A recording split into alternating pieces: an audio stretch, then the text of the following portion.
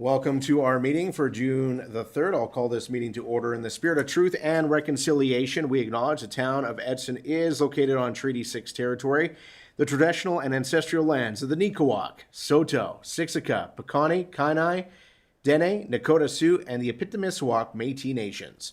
We honor the knowledge of this land, the elders and youth which gather here, and our ancestors who have gathered here for centuries.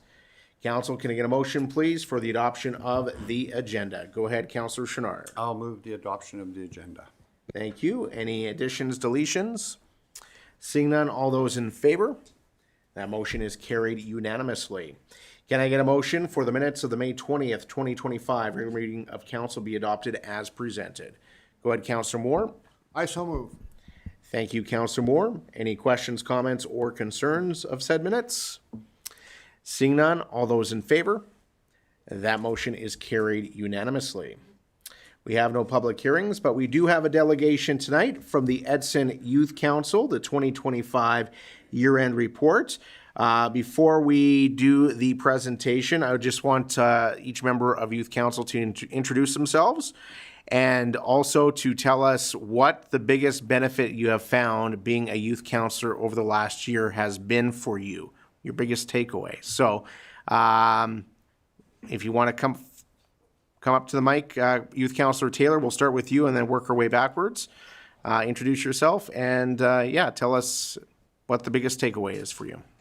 So hello guys, I'm Youth Councillor Taylor, I'm Nolan Taylor, and I go to Holy Redeemer, and the biggest takeaway, it really shows how good our community is volunteer-wise, and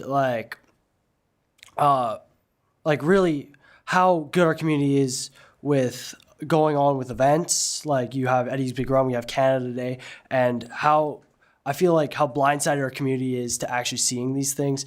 And it really opened up my perspective on how much we actually have and how much we actually do.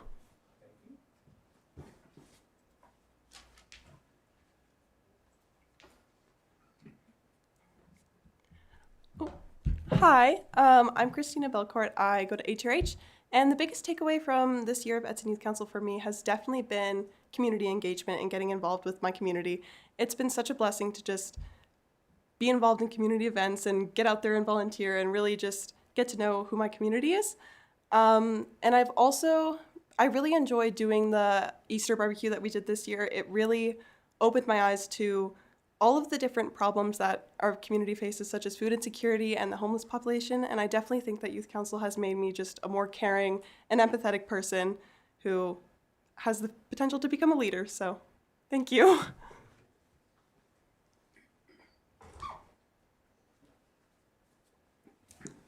Hi, my name is Callie Martin. I go to Parkland High School. This is my second year on Youth Council, and my biggest takeaway this year has probably just been getting out of my comfort zone a little bit. As always, I love volunteering and helping out in the community. It's just exciting to get different experiences that I wouldn't otherwise get.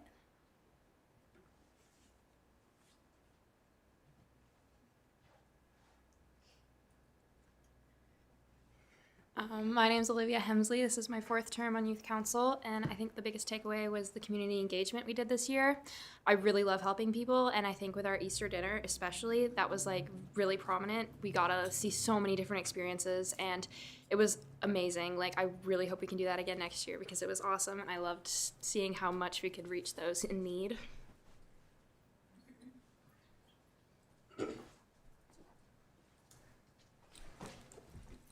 Hi, I'm Hannah.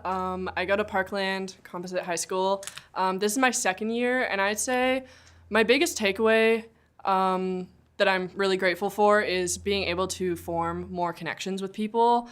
I'm a huge people person, so being able to volunteer and see other people's perspectives that I probably wouldn't have seen otherwise, being a teenage girl. So that's been really nice.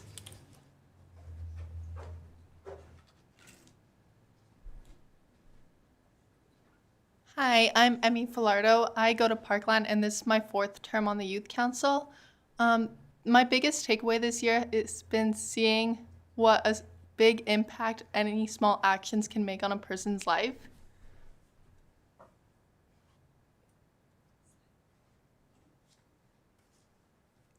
Hi, my name's Lexa Neighbors. I go to Parkland. This is my first term on youth council. I feel like my biggest takeaway this year was the fact just getting out into the community and giving back and just like focusing on little problems that make a big difference is a big thing. Along with volunteering also makes a difference in a community.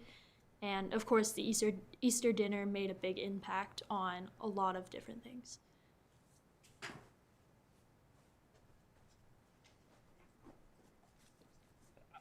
Hello, I'm Daniel Palasok. It's my 5th term on youth council. I go to Parkland Composite High School. I think my biggest takeaway is, the connections I've made with everyone in the community, just with the sheer amount of volunteering that we've done.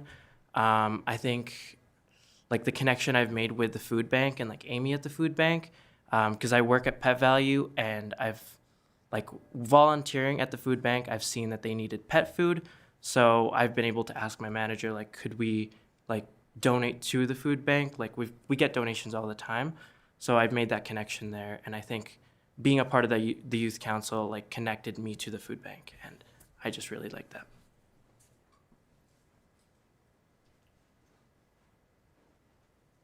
Hello, my name is Maya Dalik. I go to Holy Redeemer, and this is my 3rd term on this council. This year has really expanded my knowledge on the decision-making that happens within our community, and it has also opened my eyes to different job opportunities within municipal government.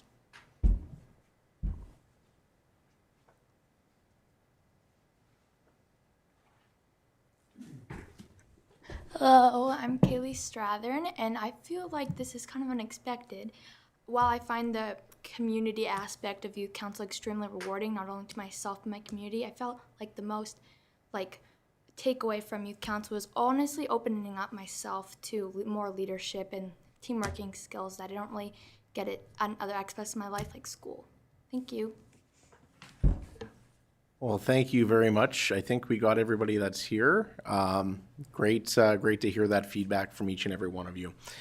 So we are going to go into the presentation. I think Youth Councillor Palasok, are you doing the presentation? Me, Youth Councillor Nolan, Taylor, and Belcourt. All right, Youth Councillor Taylor and Youth Councillor Belcourt, if you want to come on up. Feel free to bring your chairs as well. I'll take this picture. Sorry, by the way. Yeah, we could have asked you to bring your own chairs tonight.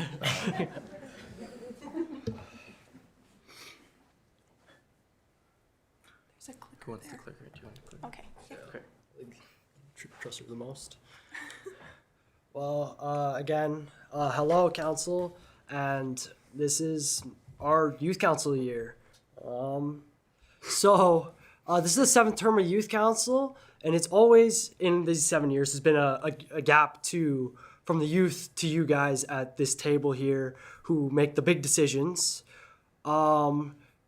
We bring this new perspective. I'm not saying that you guys are old, but we're younger, and we bring. Okay, you're fired. I have to remember to keep this live.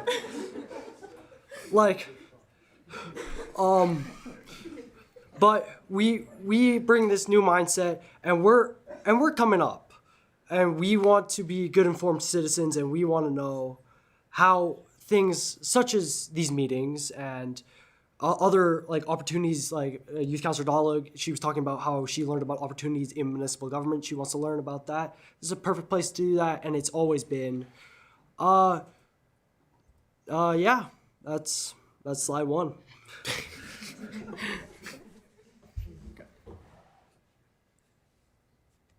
Oh, okay.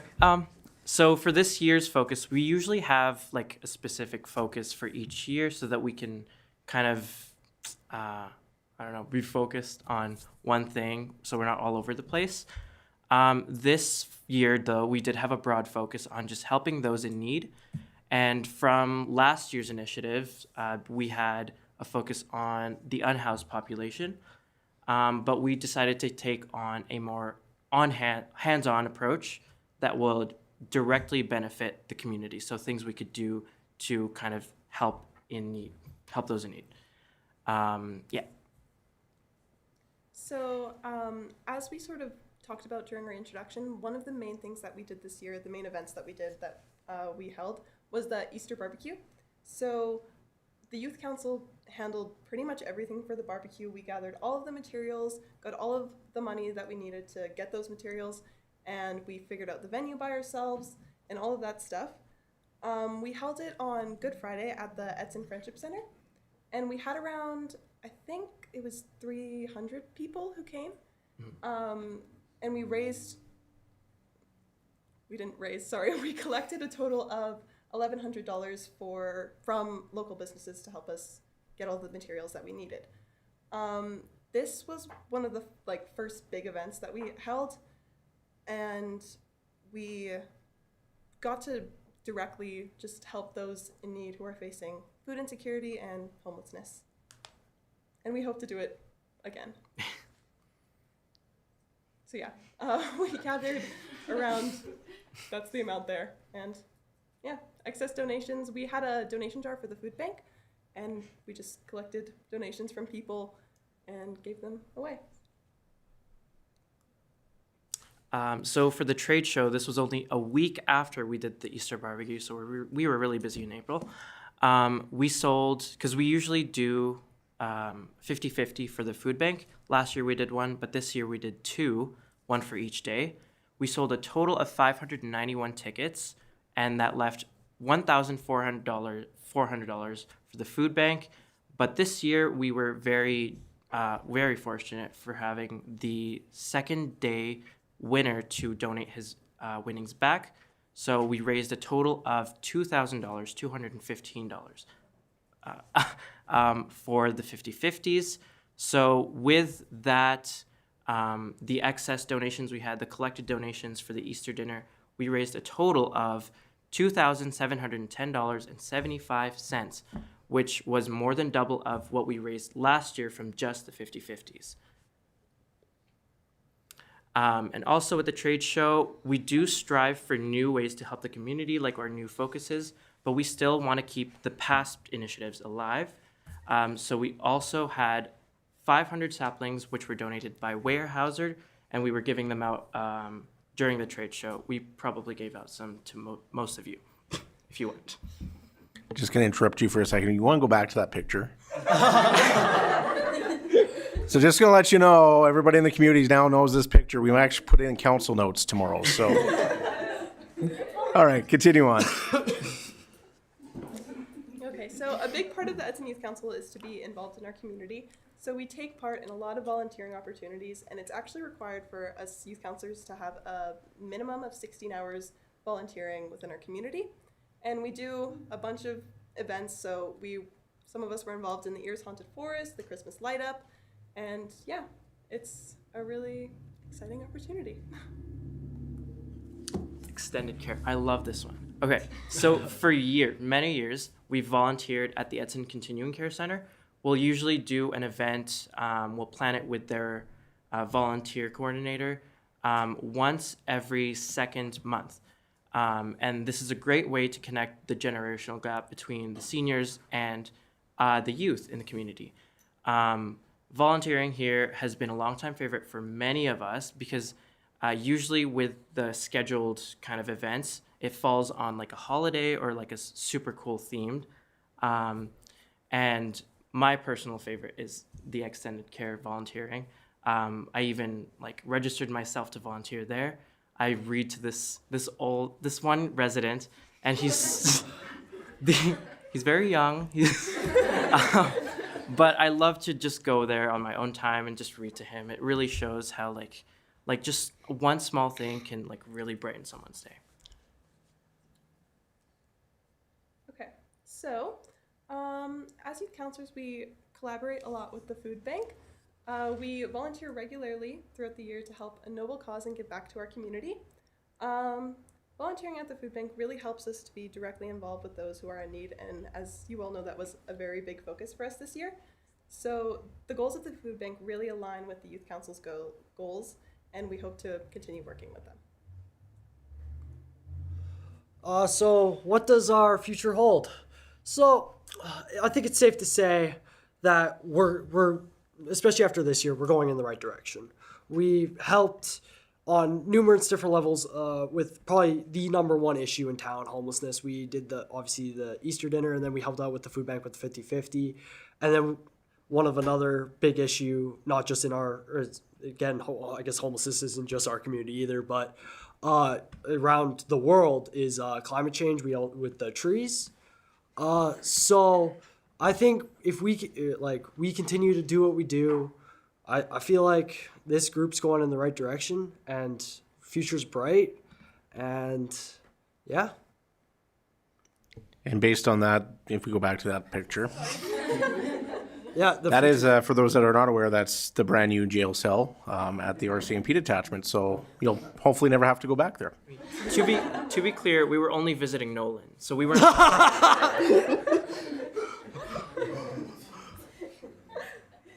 was handcuffed before.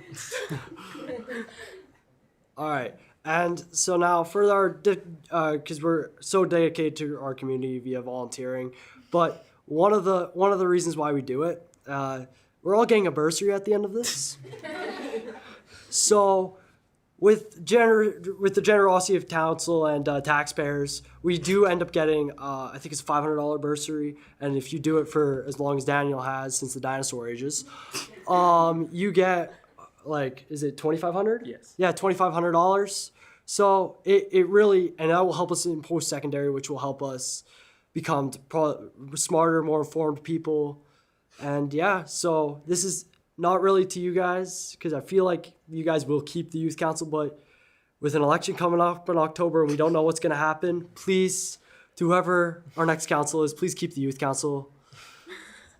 Please, we talked about this last meeting yesterday, that it could be someone could get rid of it, but we don't want that, and I don't think any of our youth or our community would want that. Thank you. And now it's time for questions. If anyone has a question, we'd be glad to answer. Awesome. Well, thank you so much for the presentation. Before we open the floor to questions from council, there was a comment made earlier about hoping to be a future leader. And I think what you've demonstrated here today, you are leaders in our community. And on behalf of council and our community, I appreciate everybody's dedication and time over the last year. You guys were everywhere, and it was fantastic to see. And I just love the enthusiasm and what we've seen here today. So with that, council, I'll open the floor to questions for members of youth council. Go ahead, Councillor Chouinard. I'm not going to pick on you for being young, but I don't have a question, but just a compliment. Every one of you that came up to that mic did extremely well, and in a lot of times it's very tough to do, so I just congratulate for every single one who came up to the mic to speak, and I followed you. You all did really well. Thank you, Councillor Taylor.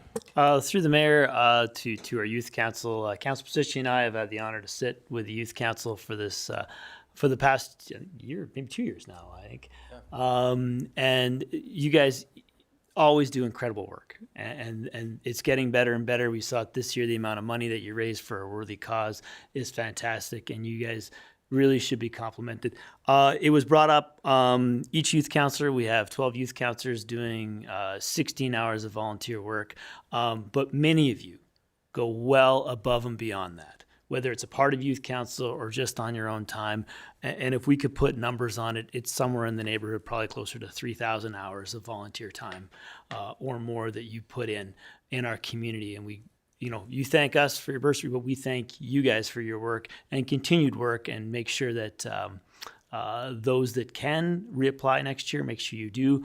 And I do know that 5 members are graduating this year, which is a pretty big class. Moving on to post-secondary, but we know we have a number of students in the community that would love to be a part and join this group. So those are my comments. Councillor Chachka.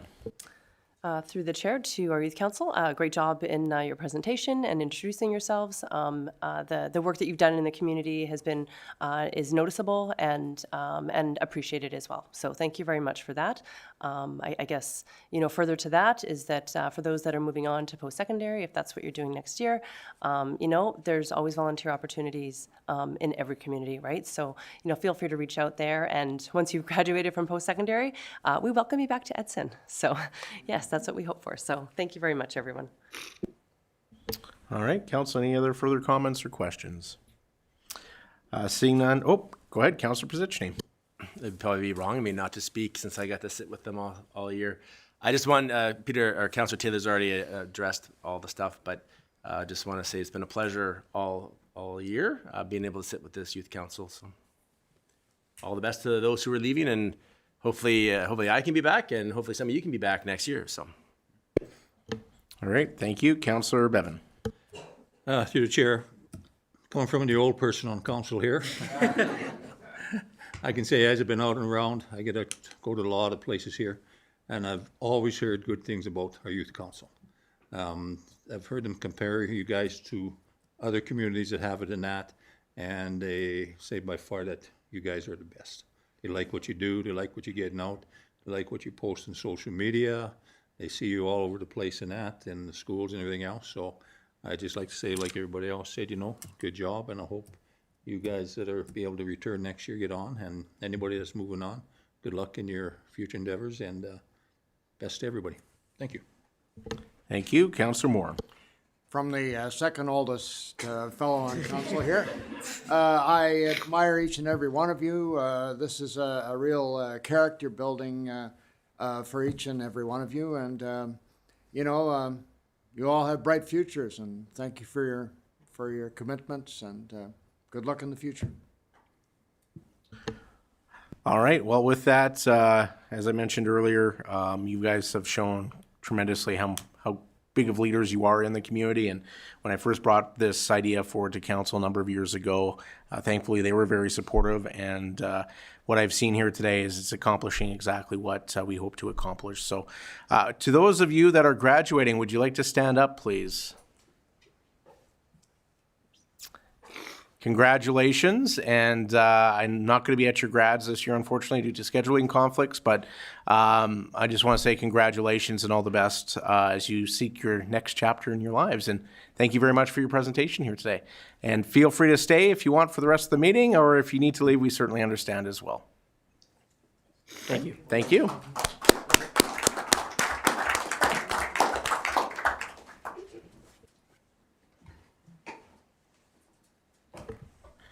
All right, we are going to move on to bylaws. The first reading of draft bylaw number 2327 to amend Schedule B of Land Use Bylaw number 2296, presented by Mr. Clayton Kitlitz, General Manager of Infrastructure and Operations, and our acting CAO this evening. Go ahead, Mr. Kitlitz.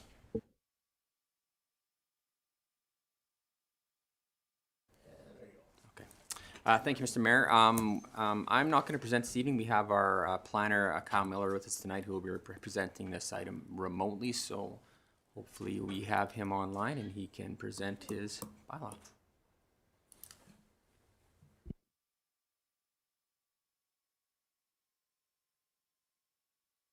Good afternoon. Are you guys able to see my screen? Yes, we can. Thank you very much, Mr. Kitlitz, and through the mayor to council, thank you for having me here tonight. We are here to present a redistricting bylaw that was submitted by the landowner for a portion of the southeast of 1853-17 west of the 5th. As council knows, the land use bylaw was recently adopted in June of 2024. Amongst other things, the land use bylaw must divide the municipality into different districts. That is a requirement of the Municipal Government Act. This subject site, as I previously mentioned, is legally described as all that portion of southeast 1853-17 west of the 5th, and it is currently within the Urban Reserve District in the land use bylaw. And the Urban Reserve District is typically what is referred to as a holding district for lands that is intended to provide for a limited number of permitted uses while preserving land for future urban development. As I mentioned, the proposed redistricting application was submitted by the landowner.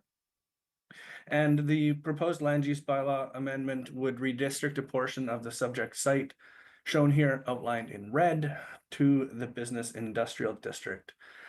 Just to clarify for council's information, the area outlined in red on this slide is the entire titled area. On the next slide, I will show you the portion of the subject site that is being proposed for redistricting.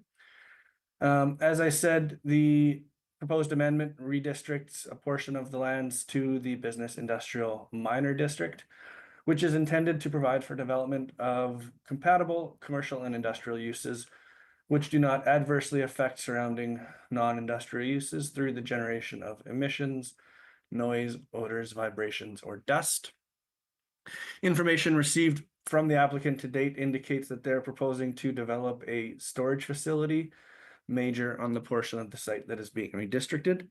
That being said, once or if council does approve the proposed redistricting application, the current or future landowner could apply to develop any of the permitted or discretionary uses identified in the BI1 district. On the left, I have shown the excerpt of the current land use bylaw map. The subject site is in the center of the map, and then on the right is the proposed redistricting figure that shows the portion of the subject site that would be redistricted from the urban reserve to the business industrial minor district. As part of the process, should council give first reading to proposed bylaw 2327 tonight, a public hearing would be scheduled for council to hear testimony regarding the proposed land use bylaw amendment.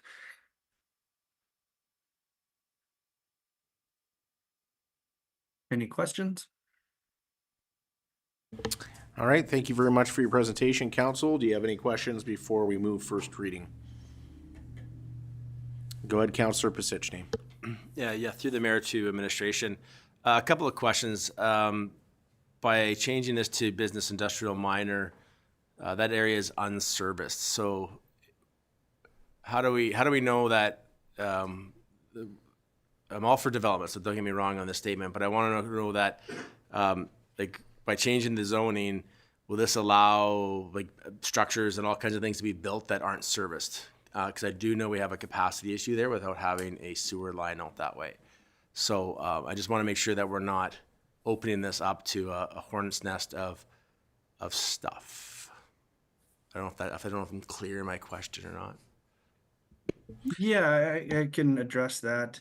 I guess currently the proposed land use is, as I mentioned, a storage facility, which would not be expected to have significant requirements for water and or sewer servicing at this time. Should a development permit application be received for one of those other permitted or discretionary uses identified in the BI1 district, administration would be able to negotiate with the development proponent at that time to secure servicing if it was required.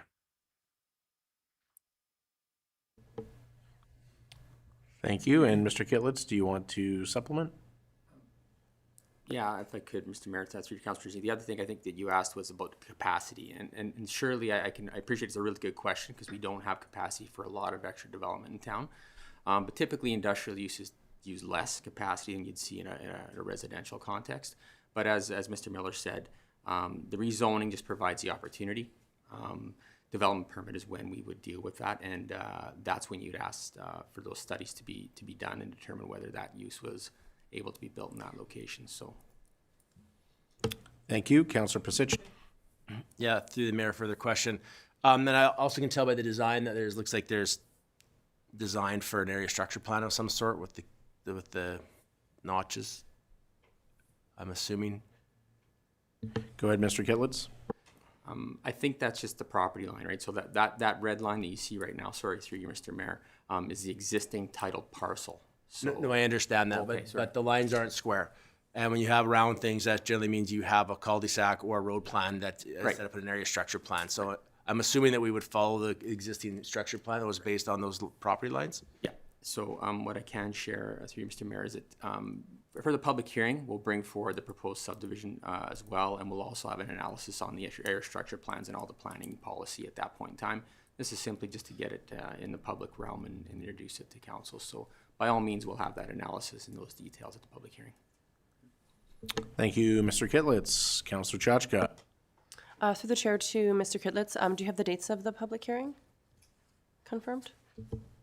Go ahead, Mr. Kitlitz. Yeah, through you, Mr. Mayor. So in discussions with the applicant, we're targeting the July 15th council meeting for the public hearing. Thank you. Any other further questions or comments before I take first reading? Seeing none, council, somebody want to move first reading? Go ahead, Councillor Bevan. Make the motion that council give first reading to bylaw number 2327.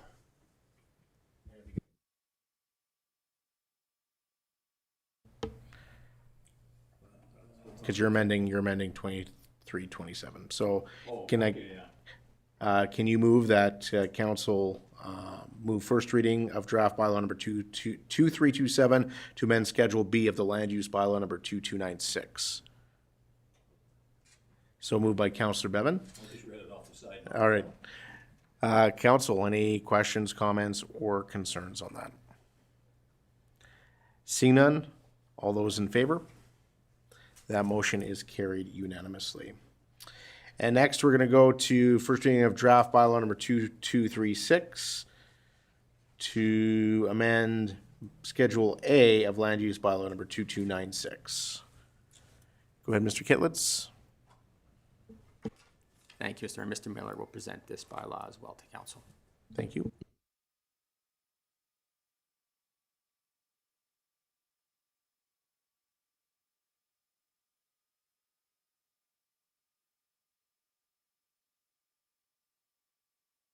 Thank you, Mr. Kitlitz, and again, thank you, Mayor and Council, for having me here tonight. As we were just discussing, the land use bylaw was adopted by council in June of 2024 as bylaw 2296. Since the land use bylaw was adopted, administration has been working with the land use bylaw on a daily basis as we review and issue development permits and respond to inquiries from landowners. As a result of administration's use of the document on a daily basis, a number of errors or omissions were identified as a result of the daily use of the bylaw, and these amendments have been prepared in order to respond to unintended outcomes and improve the consistency of how the land use bylaw is applied. The proposed amendments were broken down by section and provided to council in the attached request for decision. Administration presented the proposed amendments to Council's Committee of the Whole in May of 2025. Committee members during their review suggested a proposed amendment or addition to the amendments that were being proposed, specifically with regard to the provisions around fencing and expanding the land use districts where barbed wire is permitted. And that was, as I said, based on feedback that administration received in May earlier this year. As a result of circulation of the proposed amendments to internal departments and stakeholders, administration identified an additional amendment related to the public service district and is recommending that government services be listed as a discretionary use. And this is to capture the fact that there are municipally owned and operated structures within the public service district that provide services that fall under the definition of government services, and this would ensure that should they have to be expanded or a new development permit applied for, those uses would be able to be considered by the development authority when making the decision.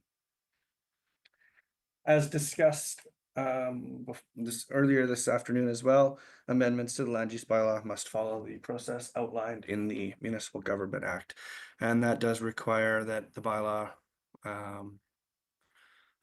receive 3 hearings and have a public hearing that is held by council. As I mentioned earlier, these proposed amendments would be identified as administrative in nature and are intended to clarify existing regulations and provide additional tools to the development officer to interpret and apply the land use bylaw consistently. When the development officer is able to provide consistent direction, we're able to be transparent and consistent in our in dealing with the public when presented with development inquiries and when issuing development permit applications. So we are today asking that council give first reading to proposed bylaw 2326, which is an amendment to Schedule A of the land use bylaw, which is bylaw 2296, and that a public hearing be scheduled in accordance with the requirements of the Municipal Government Act to consider public feedback regarding the proposed amendments. Thank you, and I'm happy to answer any questions. Thank you very much, and we will open the floor to questions. Council, do you have any questions? We discussed it at committee here not that long ago. Seeing none, I will take a motion, and I just want to apologize to Councillor Bevan. He actually did it correctly last time. I just added some verbiage to it, so. All right. Go ahead, Councillor Chouinard. Okay, so you're looking for the motion, council give first reading to bylaw 2327, correct? 2326, okay. Thank you.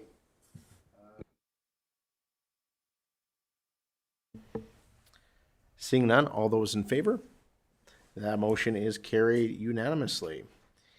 And repealing of bylaw number 1663. Go ahead, Mr. Kitlitz. Thanks, Mr. Mayor. Just as a bylaw, just to clean up a small error that occurred when we asked council to adopt the utility bylaw earlier this year. That bylaw included provisions to repeal bylaws 1593, 2213, and 2214, which were the previous direction for providing utility services in town. Sadly, when we were administering or filing these bylaws and doing the behind-the-scenes stuff, we determined that bylaw 1593 was amended way back in 1996 in the theme of old, which seems to be the theme for the evening. Typically what we should have done is, as you can see for the motion for this particular bylaw, it says repeal and any amendments there too. We neglected to put that within the bylaw for the utility bylaw, so this amendment was missed. This is simply just to clean that up and get rid of that amending bylaw. All right, thank you. I think fairly straightforward. Council, any questions, comments, or concerns, or would somebody like to make the motion, please? Go ahead, Councillor Chuck. I move that council repeal bylaw number 1663 and amendments thereto. Thank you. Any further questions, comments, or concerns? Seeing none, all those in favor? And that motion is carried. And next up, somebody that is not old, Ms. Denise McDonald, Chief Financial Officer, reporting on the draft financial reporting policy FFR-3. Go ahead, Ms. McDonald. Good evening, Mayor and Council. Before you is the financial reporting policy.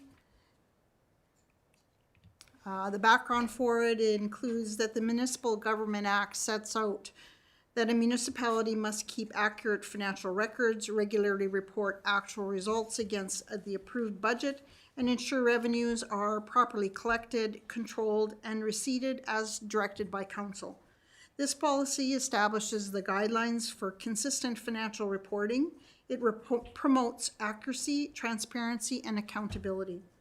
Our reporting commitment includes quarterly reports presented the month following each quarter close. And audited financial statements will be presented each April to meet the legislative deadline of May 1st. And that reports will be published regularly on our website after Council's presentation. What is included in the financial reports are three core components: balance sheet, and that is our financial position snapshot; the income statement, which includes revenues, expenses, and surplus and deficits; and capital project reporting, which includes budget, capital budget spending, and progress or status on each of those projects. Additional insights will be included as needed, and that will include reserve balances, debt levels and limits, procurement, summary, investment balances, and average interest earned. In summary, our key principles are that we are committed to accuracy over speed. Reliable data is the priority. Transparency will ensure council and the public have access to financial information. Consistency will build trust in our financial governance, and the outcomes will support informed decision-making and strengthen public accountability. Our recommendation is that council approve the draft financial report policy FFR3, and that council repeal previous financial reporting policy FFR1 and advertising annual financial statements and auditor report policy FF1. I will pass the floor back to Mayor and Council for questions. Thank you, Ms. McDonald. Council, any questions for our CFO this evening? Councillor Chachka. Thanks. Through the mayor to administration and our CFO. I don't have a question. I just have a comment. So when I joined council 8 years ago, we were our financial report were check logs. So we would discuss whether they paid the balloon man enough or not during Canada Day. No joke. And when we asked our administration for better reporting, we got a little bit of pushback because it would be a little too cumbersome to report everything, especially on the capital projects. And that's why we had some limits in there before, because it was too cumbersome to report everything. So I appreciate that you have included everything. Our last report, we had everything on there. It was absolutely amazing, fantastic from my perspective to be able to see all of that, and also for the public to be able to see all that. So I just wanted to thank you for creating a policy that didn't seem too cumbersome and is helpful. So that also provides us with the information that we need and the information that we can debate about as well. So thank you. Thank you, Councillor Chachka. Any other comments, questions, or concerns? Seeing none, I will take a motion, please. Go ahead, Councillor Chachka. I move that council approve financial reporting policy F-FR-3 as presented. Thank you. Any questions, comments, or concerns? Seeing none, all those in favor? That motion is carried unanimously. And can I get a motion, please, for the repealing of the other policy? Go ahead, Councillor Taylor. I move that council repeal financial reporting policy F-FR-1 and advertising annual financial statements and auditors report policy F-F-1. Thank you. Any further questions, comments, or concerns? Seeing none, all those in favor? That motion is carried unanimously. Thank you very much, Ms. McDonald. All right. Next up, draft council remuneration and expense policy presented by Brett Hawken, our interim GM of corporate services. Go ahead, Mr. Hawken. Thank you, Mayor. Good evening, Council. Tonight I'll be presenting administration's recommendation regarding the council remuneration, which was previously discussed at the May 13th, 2025 Committee of the Whole meeting. Before we get into the details, I want to be very clear about one important point. The decision made tonight does not apply to the current council. This will apply to the next council that takes effect after the 2025 municipal election. Administration recognizes the political sensitivity of this topic, given the upcoming election, and that's why it's important to emphasize that this recommendation is about setting up the next council for success and reflects a governance practice rooted in long-term transparency, fairness, and best practice. So at the May 13th Committee of the Whole meeting, we had 3 topics brought forward to be discussed. Options for salary compensation. So this was considering whether we adjust the salaries in one step versus a tiered approach. The second was rewording of the deputy mayor clause. This was updating the procedure so that if the deputy mayor had to step in for the mayor, they would be compensated accordingly. And removal of the exceptional per diem clause. Council considered removing this section due to per diems not existing.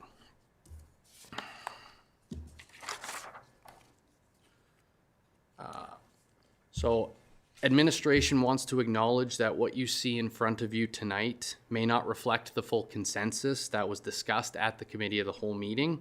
However, this recommendation is grounded in the third-party comparative data, best practices by Alberta municipalities, as well as the rationale outlined in the RFD and this presentation. So the first piece, the salary compensation and the recommendation. So administration is recommending that council align with the 50th percentile of comparable municipalities effective in the 2026 budget year. So a straight increase starting for the next council. So that would put the mayor at 78K, that would put the councillors at 40K, and the cost of living adjustment would continue to match that of non-union staff. Funding for this increase would come from the council general reserve, meaning there would be no tax increase to the public due to this jump. So why are we recommending the straight jump? So first reason, it reduces the risk of falling behind again over time. If we remember, these 50th percentile numbers were based off of 2024 financial statements. Therefore, administration recommends a straight jump because if we continue to tier this approach, this same problem will appear 3 years down the line when this recommendation comes forward again the next time we use third-party data. It ensures, the second reason is ensures fair and competitive compensation compared to our similar municipalities. The third is it supports attraction and retention of qualified and diverse candidates for future elections.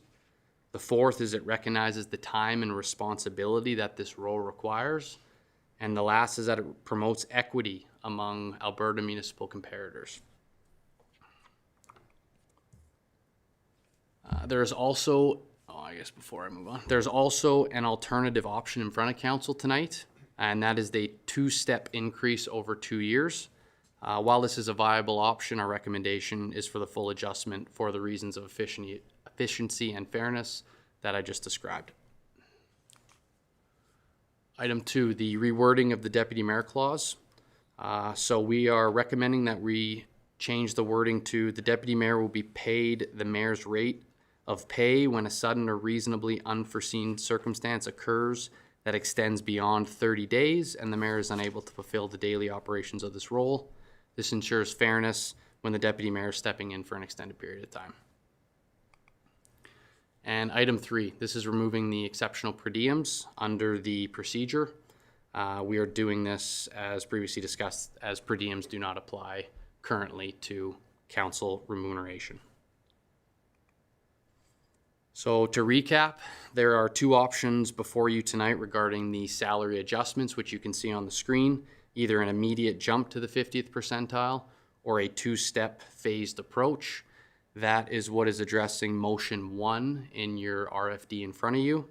The other 2 procedural changes involving the deputy mayor role as well as the exceptional per diems are the reasons why there is motion 2 and motion 3 of approving the policy and procedure.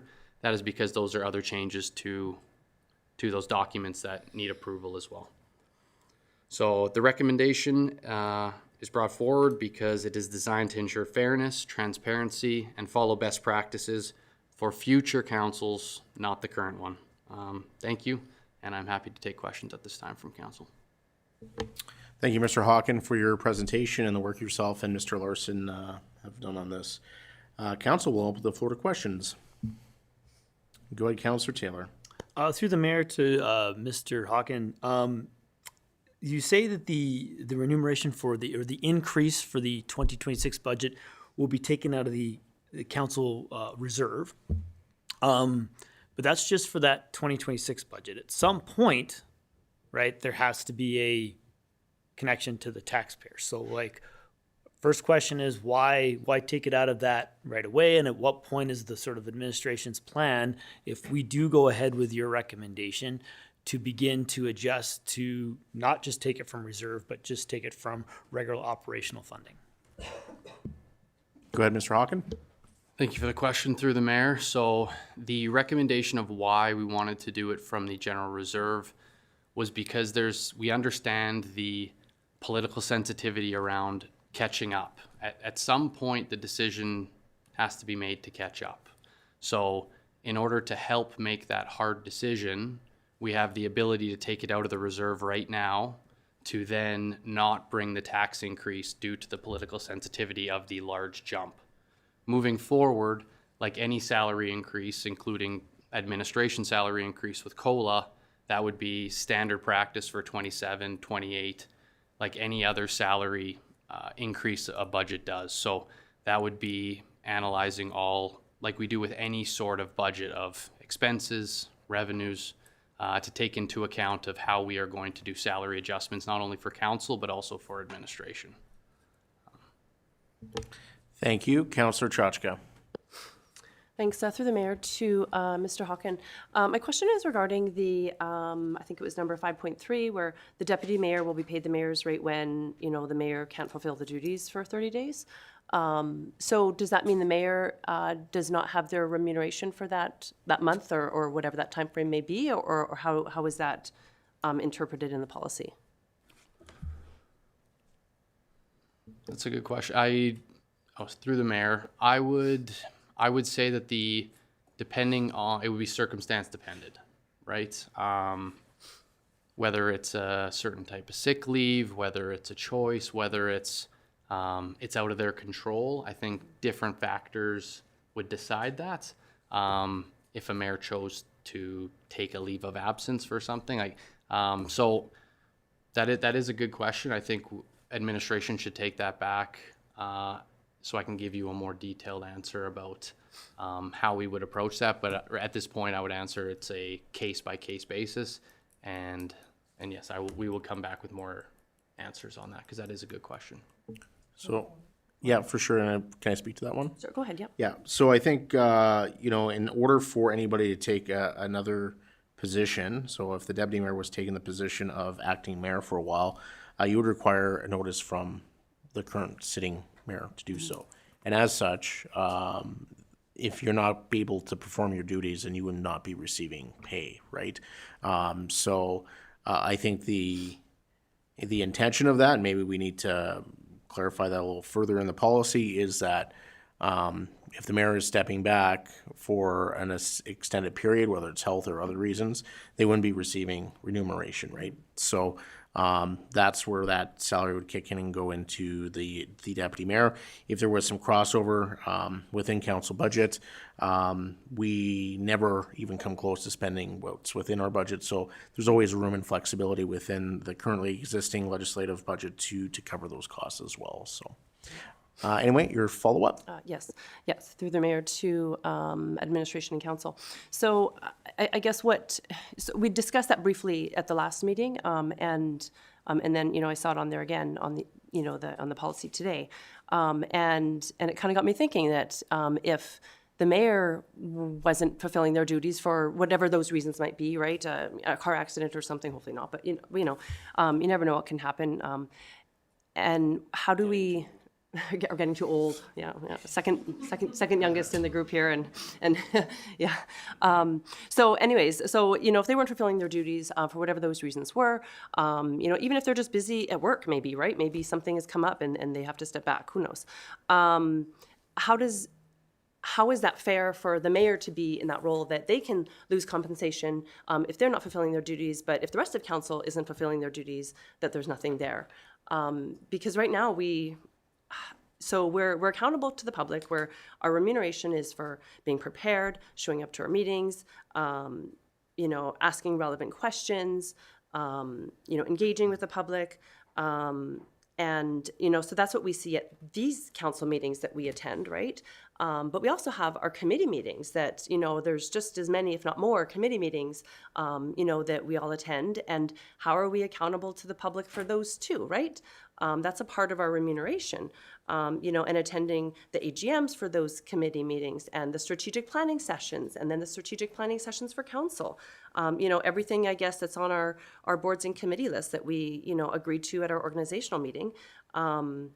How do we show accountability to the public for that, right? If I missed all my committee meetings, nobody would ever know because I just wouldn't mention it during the committee report. So, you know, I'm wondering how, if the mayor can be penalized for that, which I think is fair. If there's something that comes up, I think that's fair if they can't, and then the deputy mayor take that role.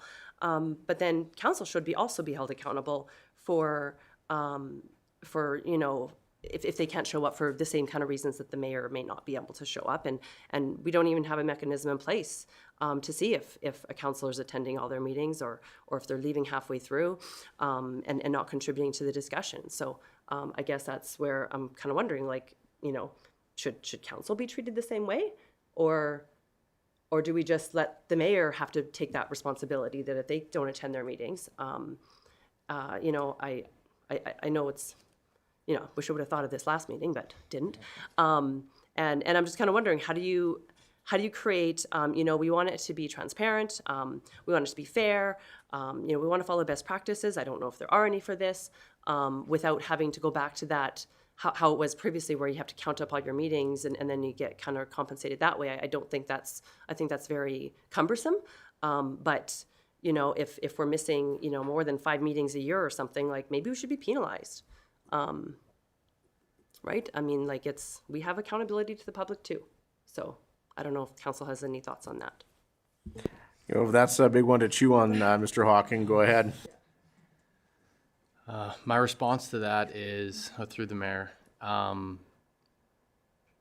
that mechanism can be introduced to council if that is something council would like to introduce. But with that being said, the MGA is very clear on council governs council. So if a councillor is not attending certain responsibilities that other councillors feel they should be, that would be on council to govern other councillors to say, hey, we need you to pick up some slack because we're all fulfilling our responsibilities. But if council would like to introduce that mechanism, we would need a motion from administration to explore that. But at this time, I'm not recommending putting in that mechanism, as I believe for the most part, council is good at governing themselves and attending the events that the responsibilities that they need to do. So yeah, I will leave it at that. Thank you. Councillor Pisichny. Thank you, through the mayor to council and possibly administration. I'm a little, and I'll apologize, I missed the committee meeting where probably a lot more debate happened on this. I'm challenged with the 50 percentile comment because every community operates different. Every community has different rules. Every community has different ways of handling their meetings. We're leaving the area of honorariums and moving into the area of salaries, and we start looking at these kind of wages. I feel that we're adequately compensated as of today. It seems like a very large jump. And if you want to talk about catch up, 20 years ago, so 21 years ago, the honorarium for a councillor was $325 and the mayor was $650 a month, and you got paid $150 per meeting. And the meeting loads back then they didn't have Zoom. Frankly, you didn't even really have the internet. You did have the internet, but it was pretty new. And your commitments was a lot of time. To go to a meeting in Hinton or Grant Cache or Onaway or Edmonton was hours at a time, and it took you away from your job, your day. And today we're moving into an era where even some of our regional committees, and there'd be a challenge that anybody at this table can argue with me on this, that you can Zoom in for an hour. And a lot of employers are good when you have a job to allow you to Zoom in for that hour to have that meeting and go on. And here we are, we're saying we're going to play catch up with the 50 percentile. And frankly, I believe there is councils out there that are grossly overpaid. COLA, and I know, you know, we went from, let's go 20 years ago, $325 and $650 to now, you want to go $40,000 and $78,000 a year. you're looking at full-time jobs. So what's the hour commitment, right? Like, this is more than a good chunk of what my employees make at my work.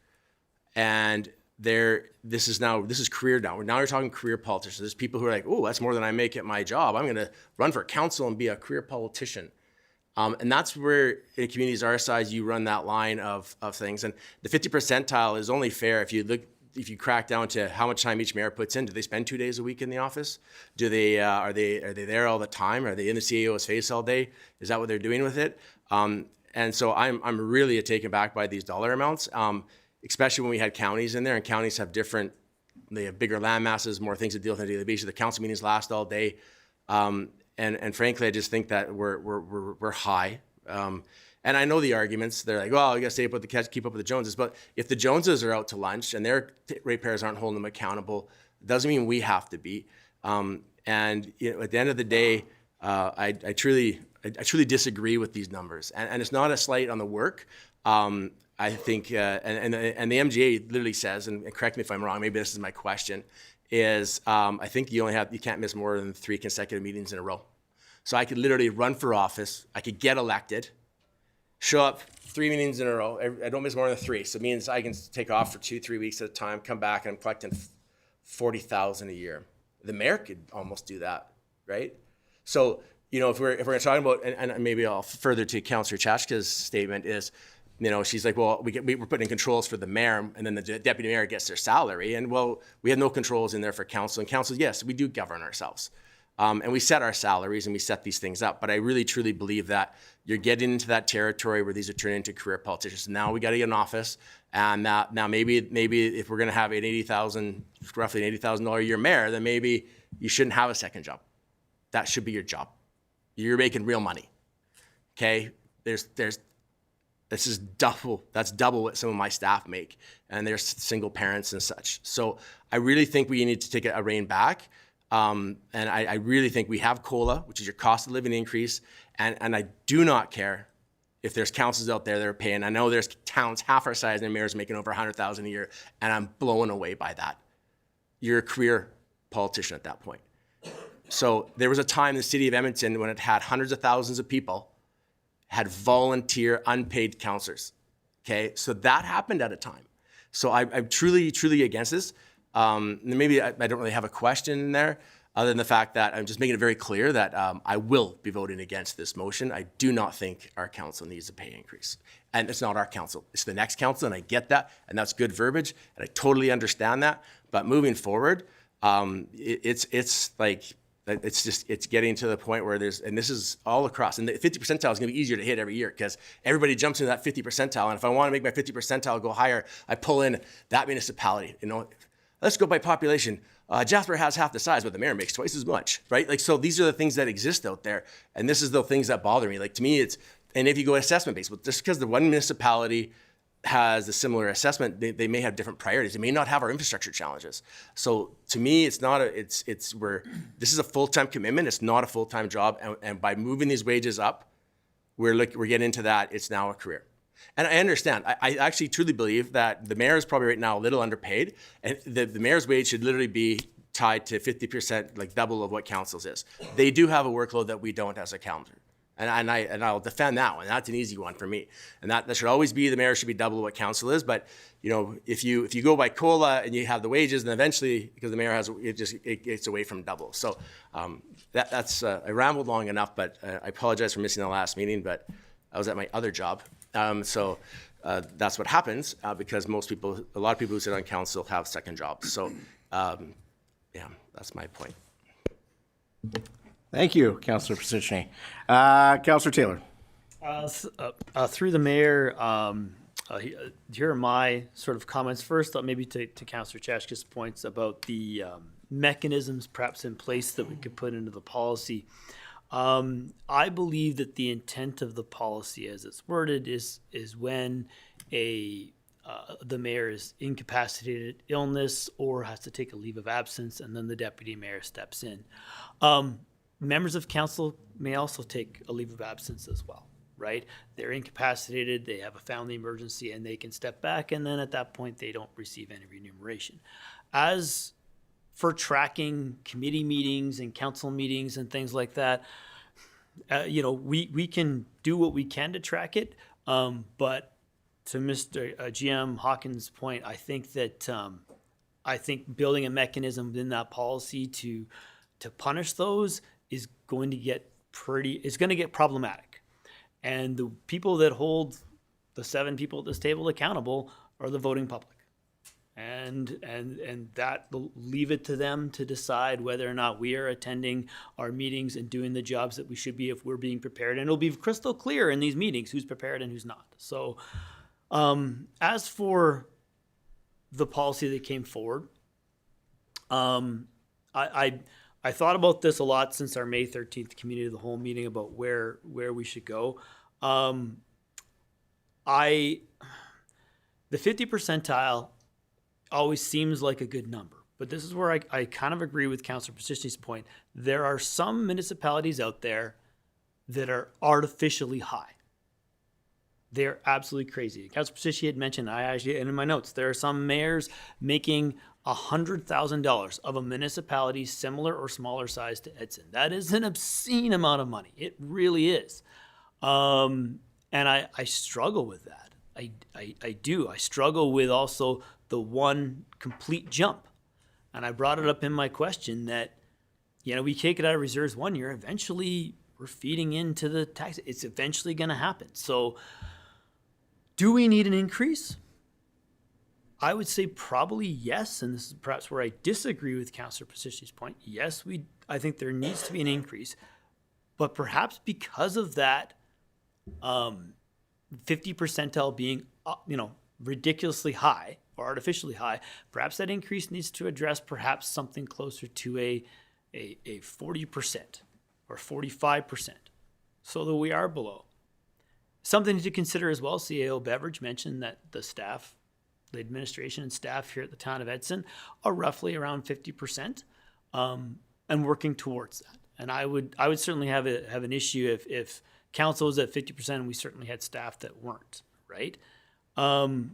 So I would also say if we do to an increase, it's not a one jump. It has to be over a couple years.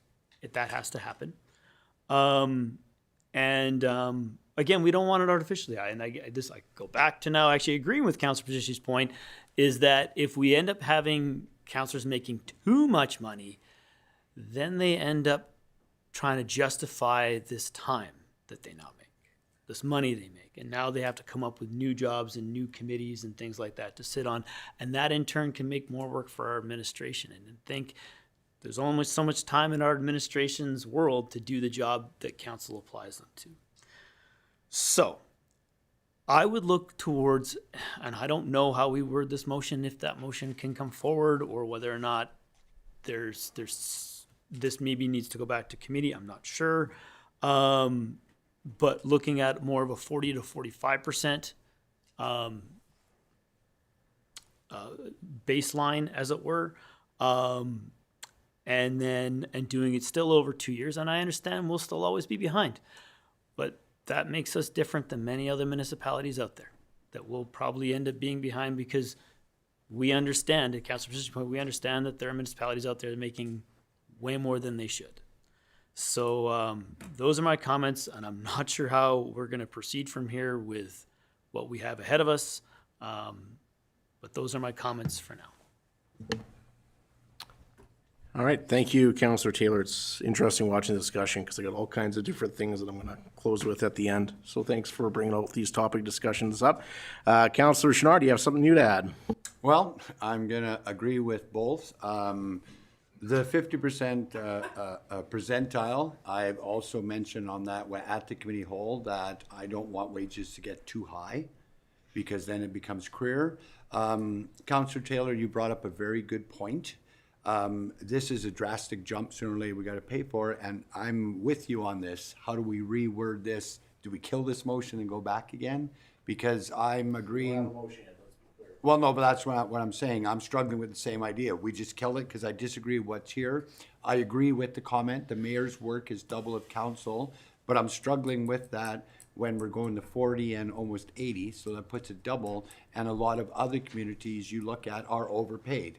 Now, I, for one, don't do this job for the pay, but I also will admit, everyone in this room, I look at it, if I lose out holidays, vacation, pay, this is to reimburse me for loss. So you should not run for council as a loss, where Councillor Pacici said years ago it's volunteering. So I'm struggling with, as the motion reads, I can't be in favor of it. So if we can come up with something more of a compromise, I'll change my mind. All right, thank you. Councillor Chachka. Thanks. Through the mayor to council and administration. It was brought up that it's council's role to govern each other, and I agree with that. But you know, there hasn't been so in the past 8 years, I haven't seen a mechanism in place that actually can do that. The code of conduct that we don't have anymore because they've been removed was supposed to do that, and it was ineffective because. Basically our options were that if someone wasn't, you know, maybe someone wasn't attending their meetings, they could either have to like write a letter in the paper apologizing for that, or we could sanction them from attending their committee meetings, not their council meetings, but like their other ones, you know, outside of this office. So that we would just be rewarding poor behavior. So, you know, there's no way to do that. And if someone wasn't attending their meetings and it was just a single counselor at that meeting, if they just don't report that if they just don't say anything, then nobody knows they didn't attend it. So, you know, they're accountable to the public, but if the public doesn't even know that they're not attending, and council doesn't even know they're not attending, then how are they accountable? I really struggle with that. It's something I've struggled with for several years, but we've never had anything in place that actually has some meat to it. And it's in our remuneration policies the first time that it's like, oh, maybe this is an opportunity to actually have some meat to that, because we haven't had that. And if someone isn't, you know, performing and you know, we're all here trying our best, and sometimes, you know, you have work, right? That's why, like, I think, you know, I don't think 100% attendance is you know, reasonable. But if there's like 5 meetings a year that you can miss before you're penalized, like I think that might be reasonable. I mean, I'm throwing that number out there, but because people do have work and there are other things that come up, and you know, maybe you're sick one day or your kid's sick or something, right?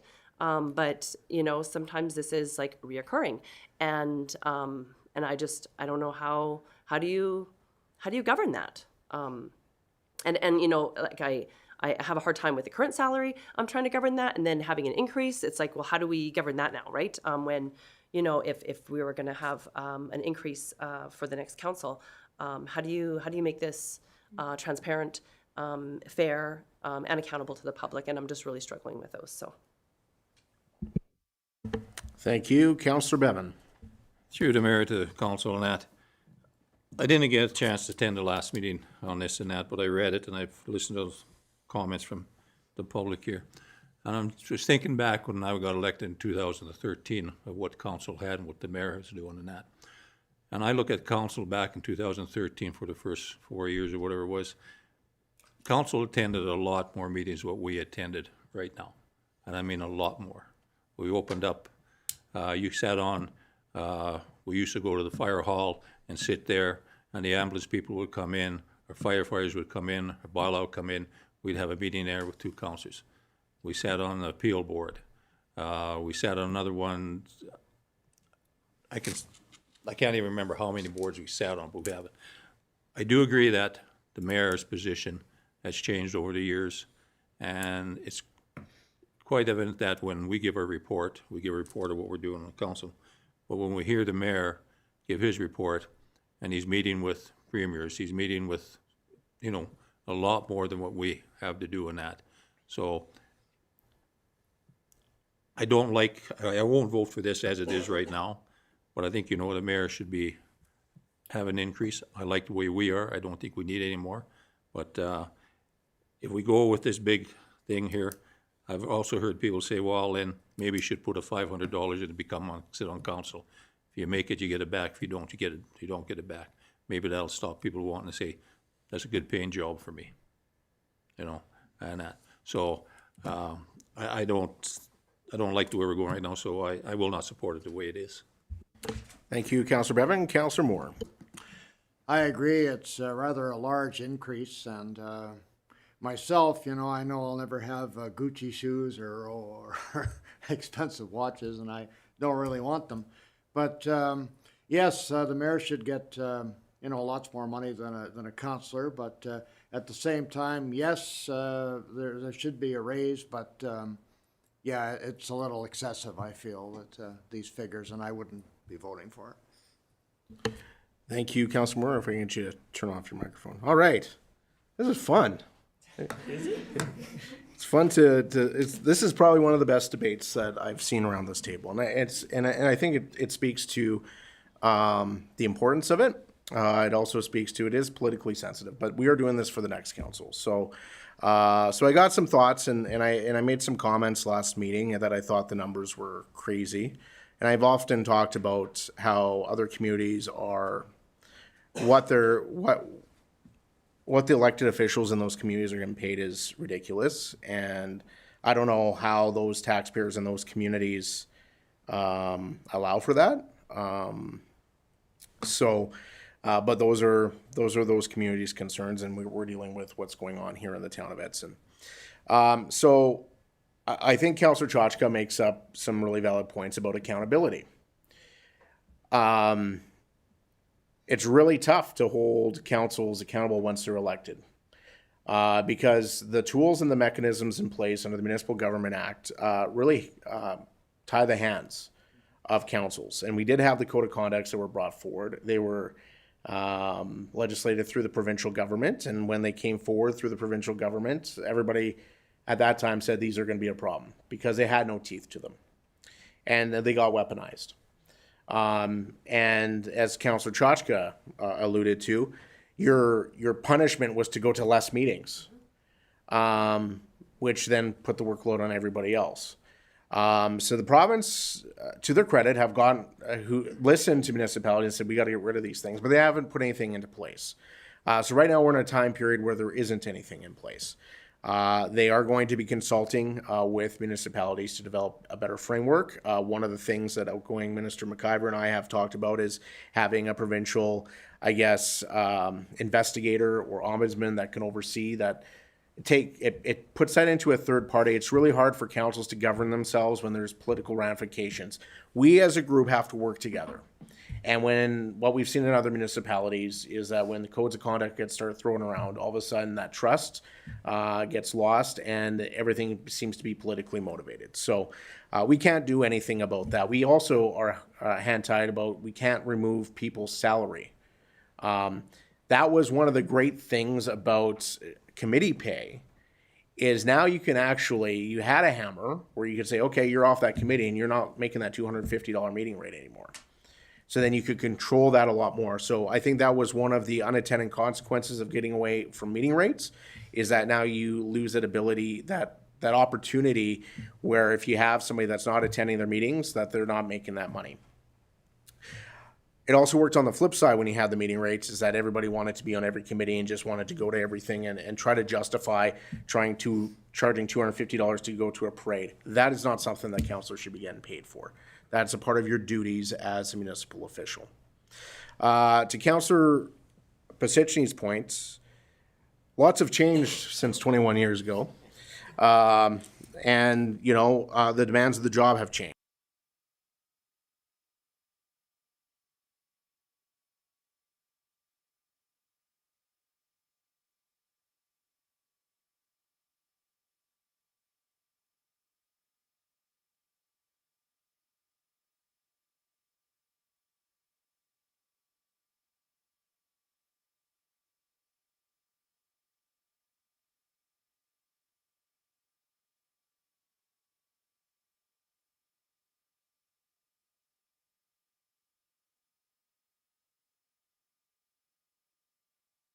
Longer exist. So that's why the numbers look a lot larger than they did from a number of years ago.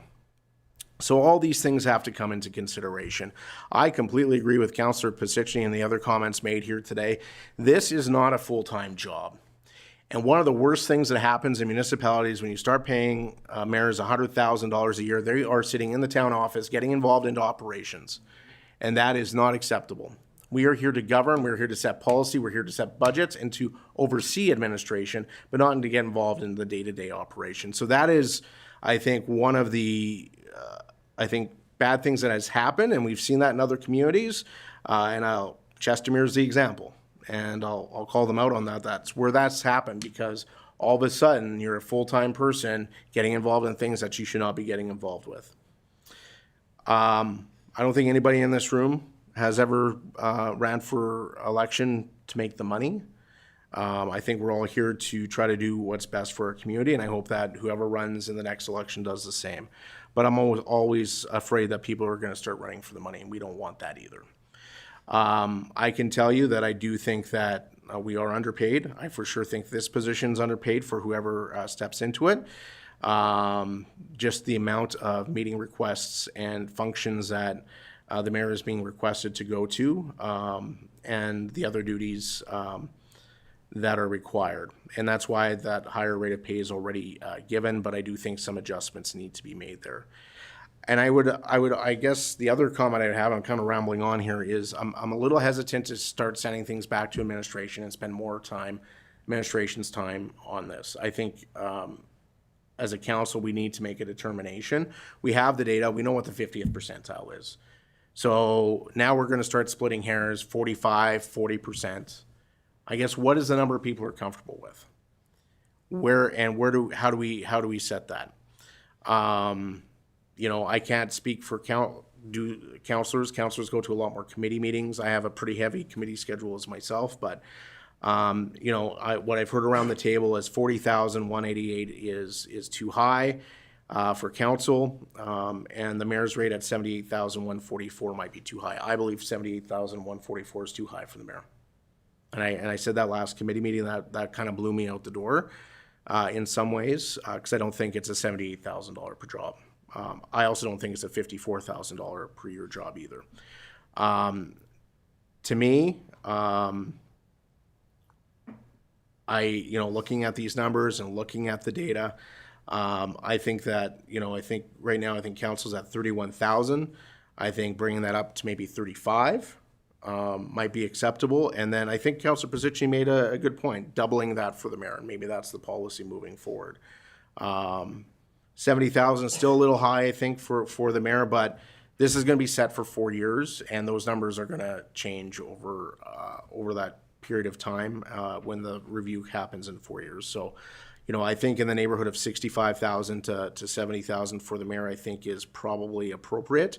I do think $78,000 is too high. So I guess those are my comments. I don't know if anybody else has any thoughts on that. For me, we've talked about this now 3 times tonight, and we're going to start splitting hairs, and well, maybe it should be not 40, it should be 38% or 35%. Like, at some point, we have the data, we have the information. It's the dollar amount that we need to consider. I do agree with administration, just rip the Band-Aid off and make that decision. We can utilize reserve to, like we did last time, to do it over time as well. So those are my thoughts. What is everybody thinking here? Does somebody want to put a motion on the floor? Go ahead, Councillor Chenard. Through the mayor, so I'm kind of agreeing what you're saying. So what I would propose is 35,000 for council and then 65 for mayor, almost double. That's giving us a slight increase that we could be comfortable with, and I totally agree it is to the next council. So I don't know if we can make a friendly amendment or how. There's no motion on the floor, so you can make a motion if you like, Councillor Okay. Chenard. So then I would move that council rate would go to 35 and mayor rate to 65. For the starting in 2026. And 2026, correct. Then it's a slight increase. Okay, so we have a motion on the floor to set the salary for the mayor at $65,000 and for the council for $35,000 per year. Correct. Go ahead, acting CO Kitlitz, go ahead. Yeah, thanks, Mr. Mayor. I just wanted to clarify, I guess, and maybe this is the motion the council wants, whether we wanted to use the same wording in the recommended motion with the alternate numbers, or we just want to do this one. That's all. I just wanted to get clarity. So, Councillor Chenard, do you just want to change the numbers in the motion? Yes, we can just change the numbers because the motion on that we have in here is better than that. I just want to change the numbers. Yeah, just removing the 50th, It would be the 50th percentile. Right, yeah, that would come up too. No, okay. Go ahead, Counselor Pis. The Councillor Chenard really jumped ahead with jumping into creating a motion without any discussion on it. Well, we can debate the motion and then. I'm prepared to debate, so. Okay, thank you.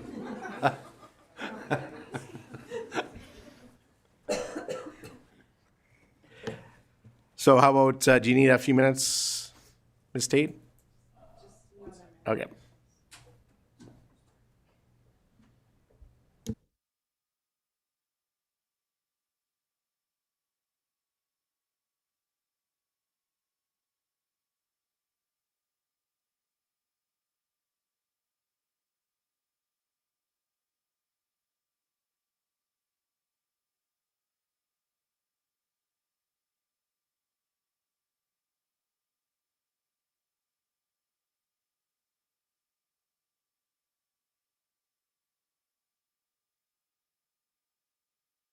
We're gonna have, you have 2026 in there, Mr. Mayor.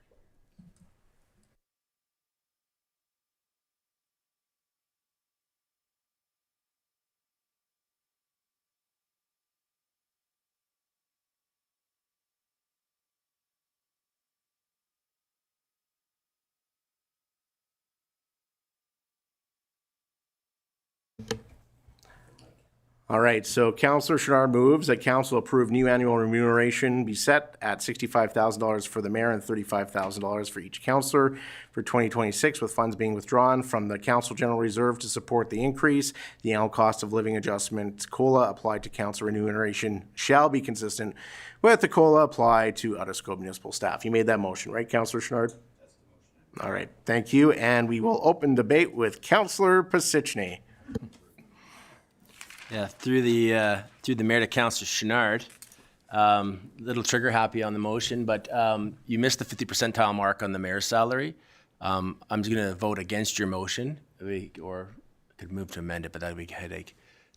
Because I think it should be, if you're going to increase, the only increase, and I'll just make it clear, would, because we're about 31 now, would be about a 33 for mayor, and then as opposed to putting the mayor's direct dollar amount in there, that he is automatically double that of a councillor. Then you never have any disparity based on COLA. But anything more than that, I won't support. All right, go ahead, Councillor Chenard. Can I accept a friendly amendment? Your wording is better. No friendly amendments, so if we could either vote in favor of this or vote it down, and then Councillor Chenard or Councillor Pisichny can make an alternative motion. So, Perfect, then let's vote it down. well, let's see what other councillors are thinking about the motion that's on the floor. So, go ahead, Councillor Taylor. Through the mayor to council, I believe I can get behind Councillor Chenard's motion based on Mayor Zahara's comment that when he mentioned about the 70,000 being too high. And he's, Mayor Zahara sits in the chair, he knows, right? He knows the time that you put in. So, and I agree that 70 is probably too high, and I understand the logic of trying to go the double. I understand that.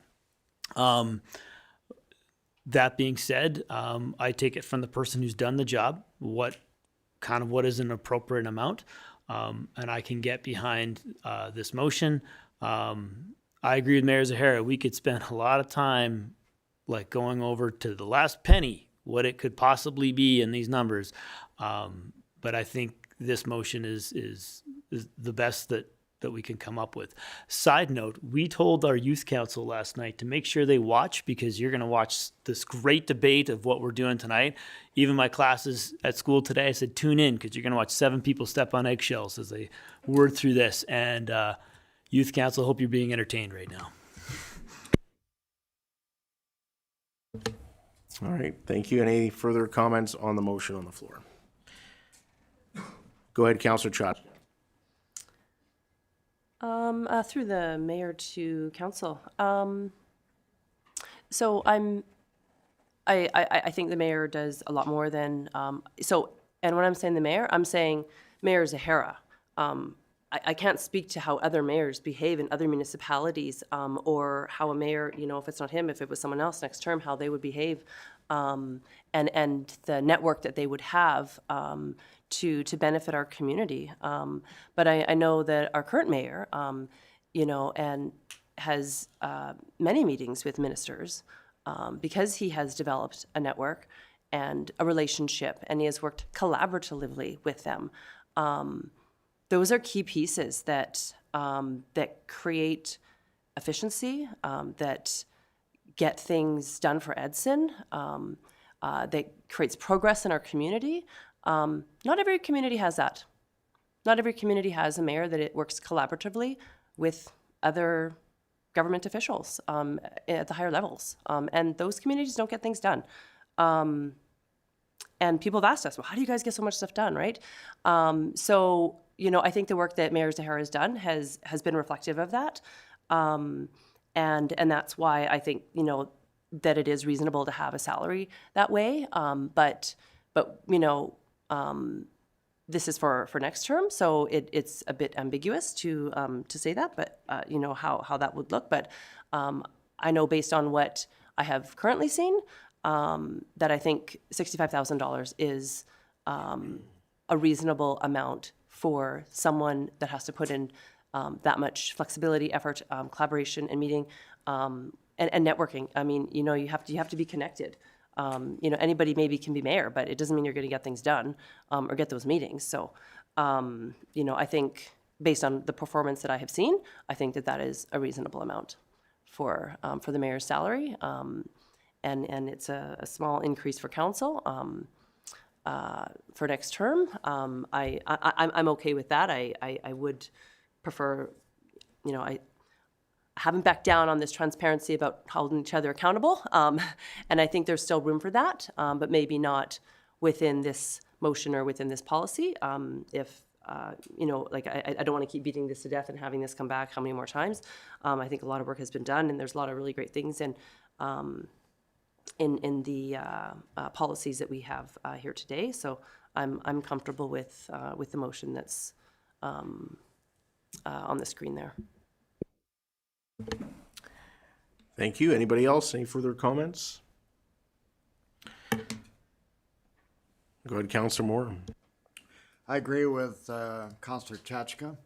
You know, no matter what the mayor does, the mayor always ends up being the blame fairy for bad things, and so you got to have big shoulders. And you know, I can live with that increase myself. Thank you. Anybody else? Any further comments before I make mine? Councillor Pizicny. Through the mayor to council, well, then maybe we should lower councils to 32.5 to make it an even split. All right. Okay, so thank you for enlarging my head greatly there, Councillor Chachka. And I guess that's one of the challenges too. Like, who knows who's going to be sitting in these chairs? Maybe they're not even worth that, or even what's getting paid, or the $225 that they got paid back in 1946. I don't know. Yeah.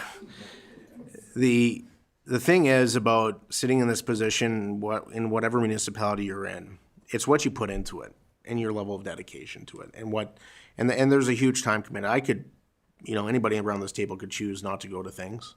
I could have chosen not to take 5 vacation days and not go to FCM and made the same amount of money. But you need to go to those things to represent your community, to be involved, and to have those conversations. I'm probably going to be actually voting against this motion because I think there is the reason why is not the dollar amounts. There needs to be some kind of correlation between the salaries. And I think Councillor Pizicny made it right. The mayor should be twice as much as a councillor. And that's kind of how the expenses are set up as well. So the mayor typically has, and actually I don't, but has expenses that are twice as much as the average for council. So I think there needs to be some sort of correlation between the mayor's salary moving forward and what council makes. And I think that that double of the number makes sense, whatever that number is. So I'm going to be voting against this just for that fact. It has nothing to do with the dollar amounts. I do, like I said before, I think in the neighborhood between 65 and 70 for the mayor is appropriate. I don't know for council where you guys sit, because I don't do your job anymore. And it's a little bit different with committees and flexibility that way. So that's where we're on that. I would say to Councillor Chachka that maybe if this accountability piece is important to you, that you make a motion to direct administration to look at options and what is available under the MGA. So you may want to prepare a motion following this to give a little bit administration some time to look into that. So any further comments, questions, or concerns? So we'll see how this goes. With that, I will call the question. All those in favor of the motion on the board? All those opposed? That motion is defeated 6-1. Councillor Pasichny, would you like to make an alternative motion?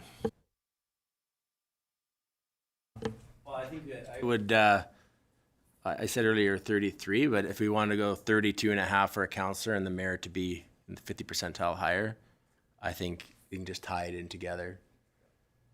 So I would move the same wording, but I have the distinct pleasure of sitting in both chairs. So I know what you do as a councillor and I know what you do as a mayor. There was a time when I sat in the chair the mayor sits in, and it was, I would have argued against getting paid double, but now that I've sat in the councillor chair, he does have to do all the stuff that I didn't miss doing. And we in council get to do all the stuff that I did miss doing. So there's definitely a far bigger workload for the mayor, and it's not blow smoke up anybody's anything. It's all about there is a bigger workload. You know, if there's a minister coming to town, you're dropping your job, you're going to it. I had the luxury at the time. I self-employed at the time, so it was easier. But when you have an employer, you're taking a lot of time off of work. As the mayor, I took off 4 days to go to a conference as well. So I used my vacation days and so forth. But I would move that. Did you put 33? 32 or 33.50. I haven't moved it yet, but I would have opened that up for debate where council wanted to set it up. But I would be happy with 32.50 and the mayor being 50% more than that.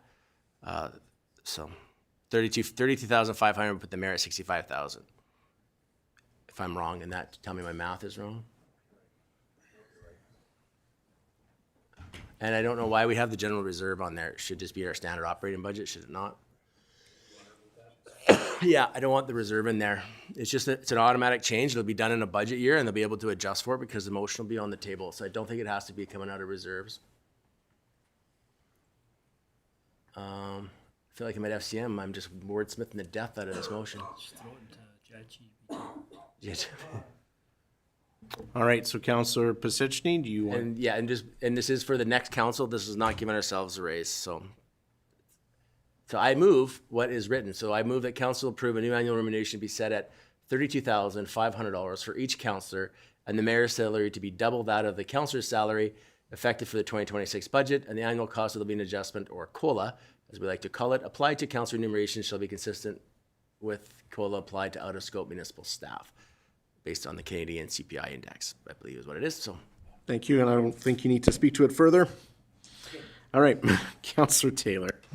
Through the mayor, since everybody threw me under the bus on the last motion, thanks everybody. I will support this motion as well. I understand the logic that's been made, and that's fine. So I do believe there has to be some sort of increase. That's just the reality of the cost of living. That is the reality of any job, right? Considering you're really making only this jump every 4 years.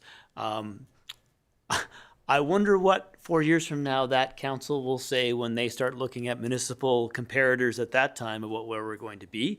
That's going to be a different and interesting discussion at that time. But I can get behind this motion, hoping that the rest of council votes with it and not throws me under the bus again.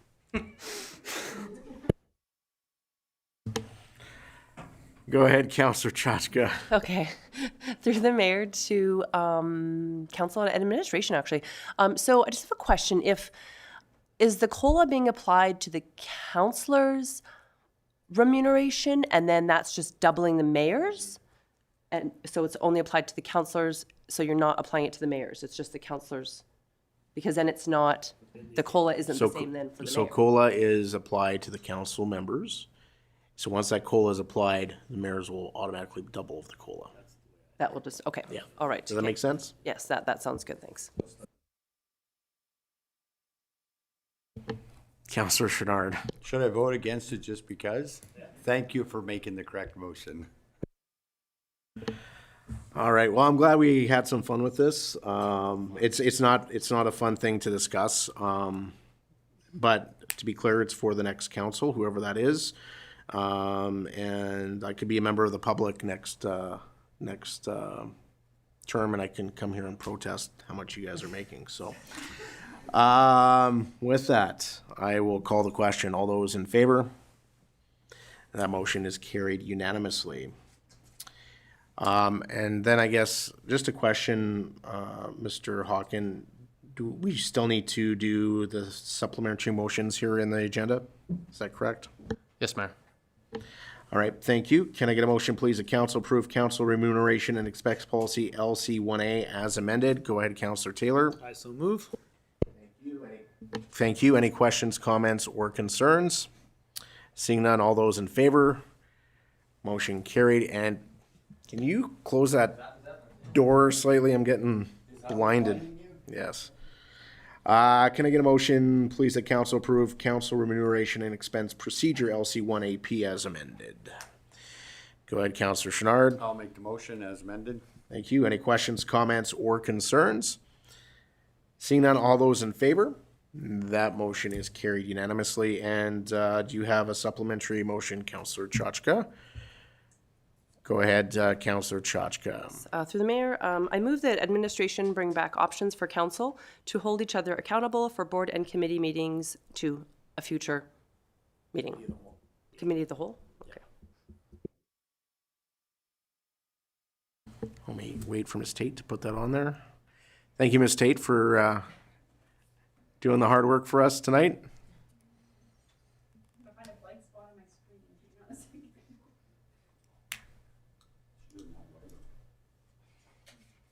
As we wait, Youth Council, has this been fun to watch? Oh, yeah. Yeah.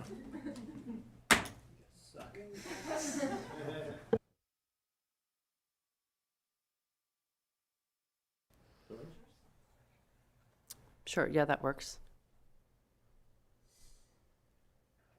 For committee.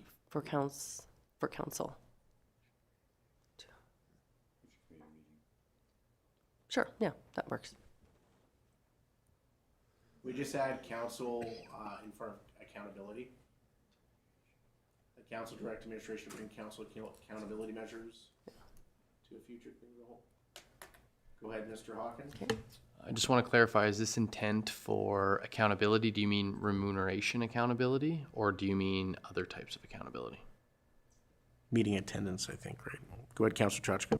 Yeah, through the chair to Mr. Hawken. Yeah, meeting accountability. So do you want to add that in there? Meeting attendance accountability measures?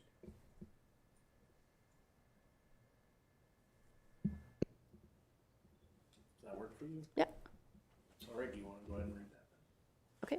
I move that council direct administration to bring council meeting attendance accountability measures to a future committee of the whole meeting. All right, thank you, Councillor Chachka. Any further questions, comments, or concerns? Go ahead, Councillor Taylor. Through the mayor to Councillor Chachka is, we have 2 committee of the whole meetings before October. Is this something that you would hope that this council can address, or is this something that you want to see the next council address, or do you not have an option as about when administration is ready and willing to sort of bring it back? Go ahead, Councillor Chachka. Thanks. Through the chair to Councillor Taylor. I do realize that there are not many committee of the whole meetings, and that's why I was thinking of just saying a meeting. But I feel that it's important that a council that has already been through all the meetings and have attended the committee meetings, the various ones, can speak to that and try to create those accountability measures. I think if someone's coming new on council, they wouldn't really know, what some of these other committees do, and it would be a bit challenging, I think, to be, to be, I guess, bringing back good information. So. Thank you. GM Wagstaff. Through the mayor to Councillor Chachka. It may help administration. You had spoke to more than just council meetings. You talked about committees and other responsibilities. Was that your intent, to have more than solely accountability of attendance to council meetings? Go ahead, Councillor Chachka. Yeah, through the chair to GM Wagstaff. Yes, so our boarding committees, I guess, that we set during the organizational meeting. Okay. All right. Do you want to further amend your motion? Can we do that? Can I do that? I don't know. It's on the floor right now, so go ahead, Ms. Tate. Mr. Mayor, may I request a 5-minute recess to check the meeting procedures bylaw, because I think we may have missed a step. All right. Okay. Thank you. I will call a recess for 5 minutes.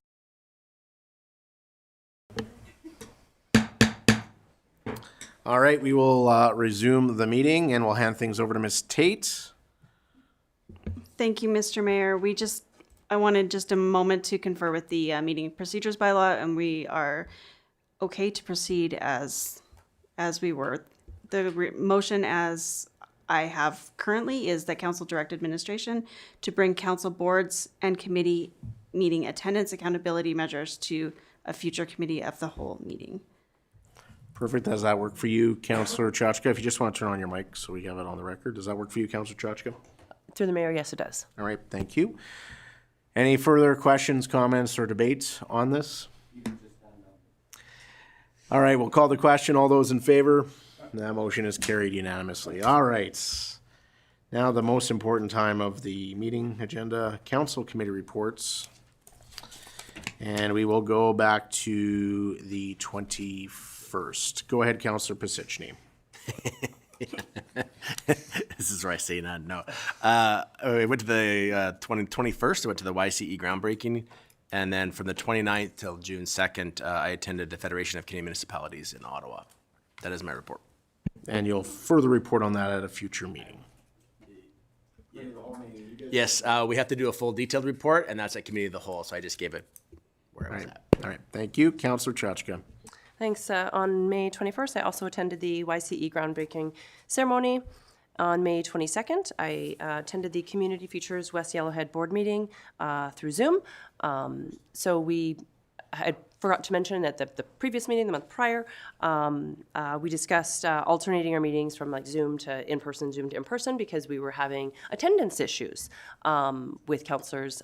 There's 2 councillors from every municipality that are elected on each committee, and we're having attendance issues. So we thought maybe having a Zoom meeting one month and then an in-person the next month, which is also available to be on Zoom if needed, would help with that. So I attended that through Zoom, and we discussed our Prairie Can performance targets. They're the governing body for Community Futures. And just a reminder that Lemonade Day is on June 14th. So if you're in the region, support a lemonade stand on that day. That's my report. Thank you. Councillor Taylor.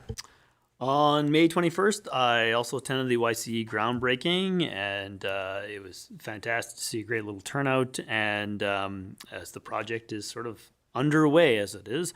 May 21st, I also attended the library board meeting. Just want to bring this up, that the library recently received a wonderful donation from the estate of Paul and Ann Steffes in the neighborhood of just over $14,000. Anybody who knew the Steffes family, they're passionate about this community. And I know Anne especially was passionate about libraries. Those funds are going to be used to help pay for a programmer this summer and next summer. And I know that would be very dear to the Steffes family's heart. So I want to certainly thank the Steffes family for that contribution. On May 21st, I attended a homelessness task force meeting where we added some more individuals to our executive. May 26th, the Library Finance Committee meeting. On the 28th, I attended the healthcare barbecue at the hospital to say thank you to all of our healthcare professionals for the work that they do, and thank you to the Community Care Foundation for putting that on and saying thank you as always.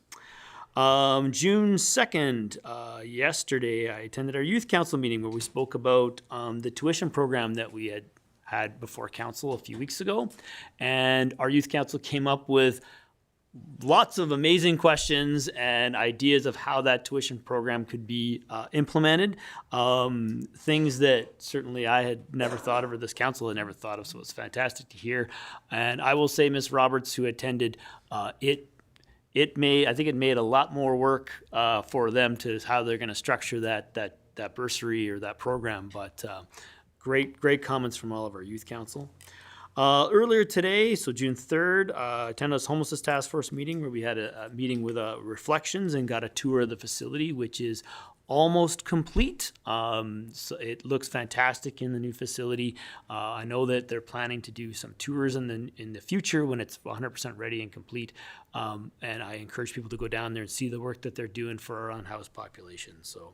And finally, I'd just like to remind people of the motion that council made last year with regards to declaring Edson as an official supporter of the Edmonton Oilers in their cup run again this year. And we encourage people to wear Oilers apparel on game days. Acting CEO Kitlitz, hopefully you'll be encouraging staff to wear their Oilers apparel, and even the mayor to wear Oilers apparel as well. It looks good on them. So those are my comments. You're funny. You're hilarious. Councillor Chouinard. Actually, I'll just remind when the motion was, I made a recorded vote, and our Calgary Flames supporting mayor did vote with this unanimously. So thank you for supporting the Oilers. Politically expedient. Okay, May 21st, the groundbreaking ceremony. May 22nd, I attended Evergreens meeting in Hinton.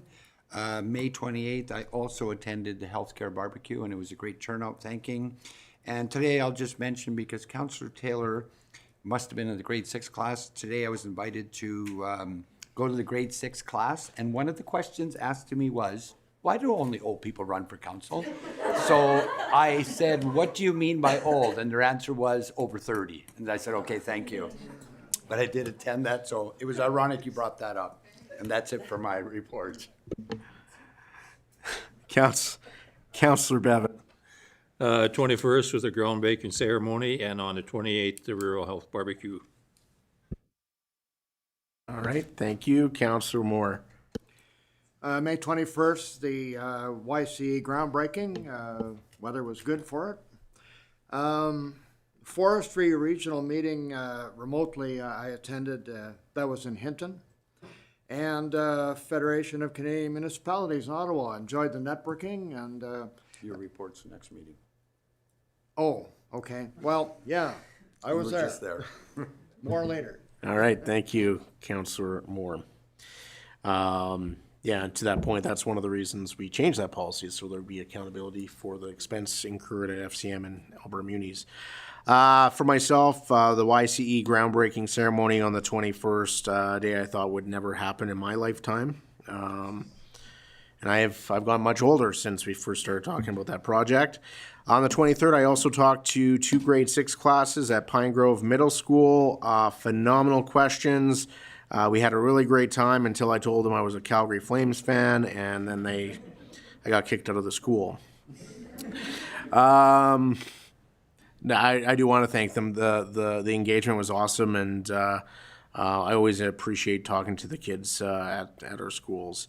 Not a committee report, but I hope council will give me the ability to mention that on the 24th, I attended a ride-along with the RCMP, did a 9-hour shift with Constable Petcow, and I haven't gone on a ride-along for a long time. It was good to tour around. We did some proactive traffic enforcement to begin the night. That was the same night as the rodeo and Oilman's tournament. There were no impaired drivers that we found.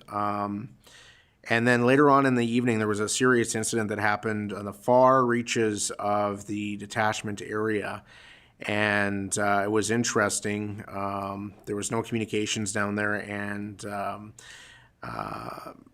that left only a couple officers in town. So when people call the RCMP, I know that sometimes there's complaints that the police are slow to respond.